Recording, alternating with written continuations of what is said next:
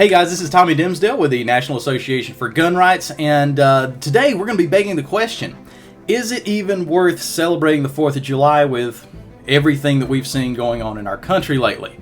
I'm sure your social media feeds, just like mine, have been filled up with the evidence of a severe societal sickness with an irate minority of people denigrating America and claiming it is lost, urging others to, quote-unquote, take it to the streets, and even boycotting the 4th of July, which is absolutely, in my mind, disgusting.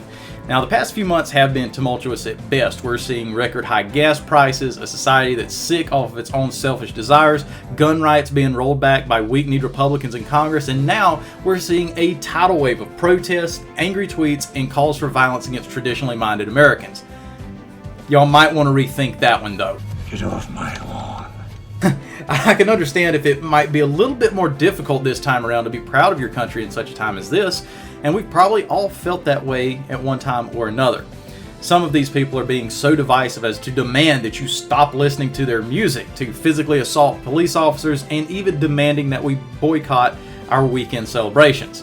While to some of you this can be extremely discouraging to see our country in such a mess, there is a very important perspective here that I want you to keep in mind. So, ultimately, with this video, I want to plant a seed of optimism ahead of our weekend celebrations. So we're going to take a quick detour that's going to make sense a little bit later in the video, so hang around. So recently, myself and probably many of you have seen a new trend. These videos coming across your YouTube and your Facebook feeds, a word to the easily nauseated. You might just want to listen to this part, but some of you are really going to enjoy it. I know my mom will specifically. So there's a new trend on social media that's showing the removal of infections, of screws, and cavities from the hooves of cows, and it's actually pretty satisfying to watch. It's a very humane process that offers relief to the cow at the expense of going through some pretty nasty stuff for the farmhand. You'll notice that in a lot of these videos, sometimes the only symptom that's apparent is the cow limping, and when you look at the hoof, it looks mostly uninjured in most cases, save for like one little tiny blemish. Now, likewise, America is much the same. We're a healthy-looking lifestyle compared to most of the world, with blemishes here and there that have not yet been exposed to the open air.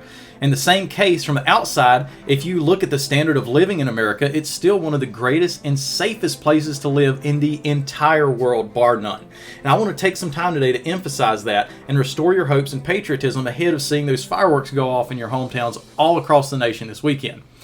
We're going to get back to the cow later. We're getting back to that. But for now, I want you to understand that we are an exceptional nation in every manner of the word. As a matter of fact, the definition of American exceptionalism is an unprecedented stability, freedom, and prosperity that is a result of the institutions and policies produced by a unique governing philosophy. So, let's break that down a little bit. First of all, this is completely unprecedented. This was the American experiment. Nothing like this had been tried for centuries whenever they created our country back in the 1780s. During this time, the founders were looking around for the closest thing that had been done to this, which was self-governance. And the closest thing that they could find was the nation of Israel, as it had been ordained to be structured by God, to Moses. Our foundation of government is based on the structure that the Israelites used back then. So this is a pretty unprecedented thing. So what's unprecedented? First of all, our stability is unprecedented. We've had the same constitution since 1789. In that same time frame, since 1789, France has had 15 different constitutions. Haiti has had 23 different constitutions. Brazil has had 8 since 1822. Ecuador has had 20 since 1830. Russia has had 4 since 1918. So this ultimately breaks down to the average lifespan of a constitution globally lasting only about 17 years. Can you imagine having a restructuring of your government and sometimes this being involved in violent revolution across your country every 17 years? We don't see things like that in any part of the rest of the world, and it's because of our unique governing philosophy. We still have freedom. We still have a right to bear arms, to speak out when we see something wrong. We have a freedom to peaceably assemble. I can tell you that in America, that's entirely unique in this manner. We have prosperity. Now, Obama once said, "Let me be clear. I believe in America, exceptionalism, just as I suspect that the Brits believe in British exceptionalism, and the Greeks believe in Greek exceptionalism. So this pretty much showcases that he and many more like him believe that America is just another country. However, America is not just another country. She is different. She is exceptional. America only retains about 4% of the world's population. So in theory, if we were just another country, we should produce 4% of the world's GDP. However, America produces a whopping 26% of the global GDP, far surpassing our 4% of the population. So why is that? Is it because of a unique governing philosophy? We didn't just luck into being great. We produce more scientific discoveries, art, literature, and commodities than 96% of the rest of the world combined. And some people may say, well, we've got more resources. And that might be true in some cases, but in many cases it's not. We come 66th in the world for farmable land.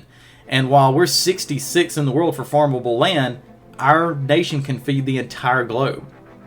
So where did we get this unique governing philosophy from? Well, it was from a group of very well-read and well-studied men known as the Founders that adhere strictly to biblical principles and natural law.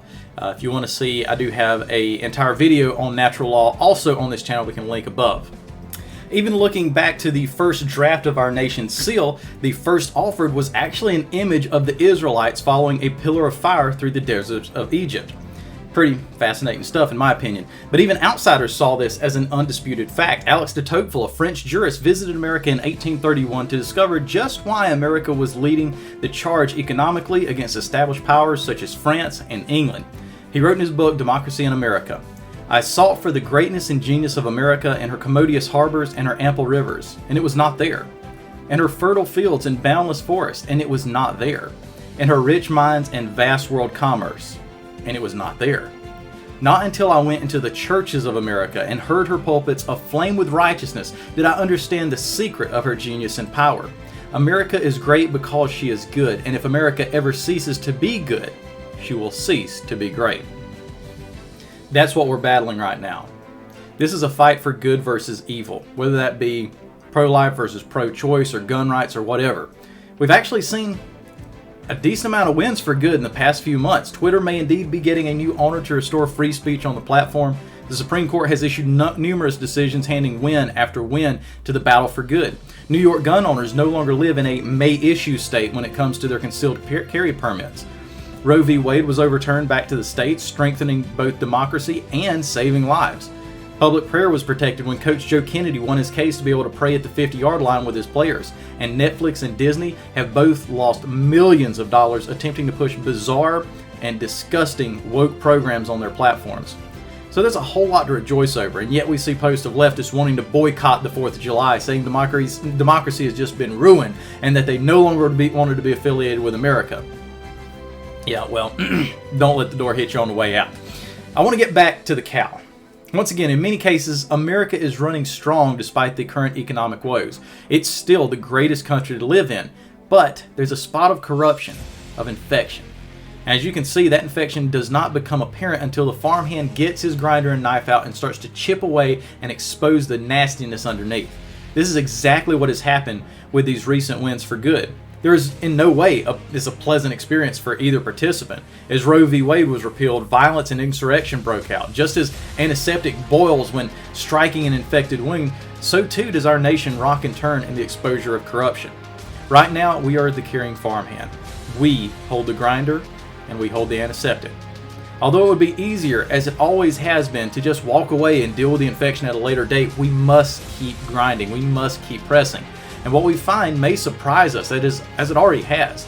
To see just how deep the rot has gone will be shocking, but if we put away the grinder now and take the easy way out of ignoring the problems, the infection will return in a much worse fashion that likely will not be curable. But as the farmhand finishes his work, wraps the bandage, so too does our nation. Right now, Gen Z protesters are taking Twitter to claim how terrified they are of getting pregnant and how their behavior will change. They will no longer engage in hookup culture. Yeah, that's the whole point. Individual responsibility over government absolving us of irresponsible actions. That's what this nation was built on. To brave the tumultuous seas of liberty, then be guarded by government overlords. To govern ourselves, then to be governed. So this weekend, I want you to celebrate. Celebrate the wins you've seen, and don't be discouraged by those who wish to tear down, who wish to denounce the sacrifice our forefathers made over 2 centuries ago. This is simply the boiling off of an infection, and they too will be stronger because of it, and happier. So from the National Association for Gun Rights to your family, we wish you a very happy 4th of July celebration. Stay strapped, and God bless.